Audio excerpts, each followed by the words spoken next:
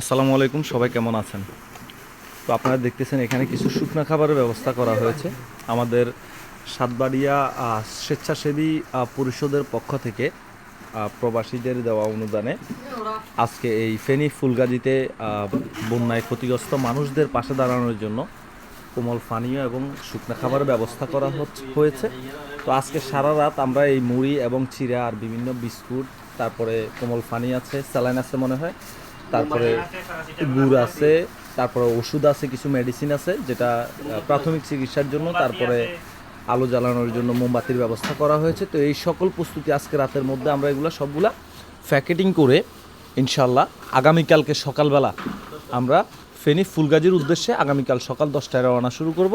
সবাই আমাদের জন্য দোয়া করবেন এবং কি যে যে অবস্থায় আছেন, যার যতটুকু সামর্থ্য আছে, বন্যায় ক্ষতিগ্রস্ত মানুষদের পাশে দাঁড়ানোর চেষ্টা করবেন এবং কি তাদেরকে সহযোগিতা করার চেষ্টা করবেন। তো এখানে কর্মরত আছেন আমাদের রিফা আছে, নুরকুরিন কাকা আছে, নাহিদ আছে, পলাশ আছে, এর ভিতরে আবার ছোট ভাই শাকিলও আসতেছে, সম্রাটও আসতেছে, ওরা ভাত খাইতে গেছে।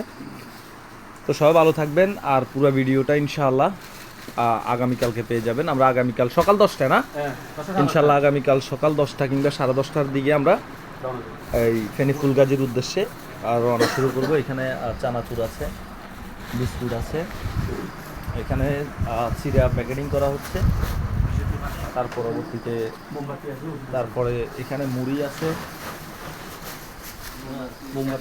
আর এখানে মোমবাতি আছে, তারপরে গ্যাস লাইট আছে, তারপর ওষুধ স্যালাইন আছে এবং কি ওষুধের ব্যবস্থা করা হয়েছে যেটা প্রাথমিক চিকিৎসার জন্য যেটা করা হয়, আর কোমল পানীয় ব্যবস্থা করা আছে এবং কি গুড় ব্যবস্থা করা আছে।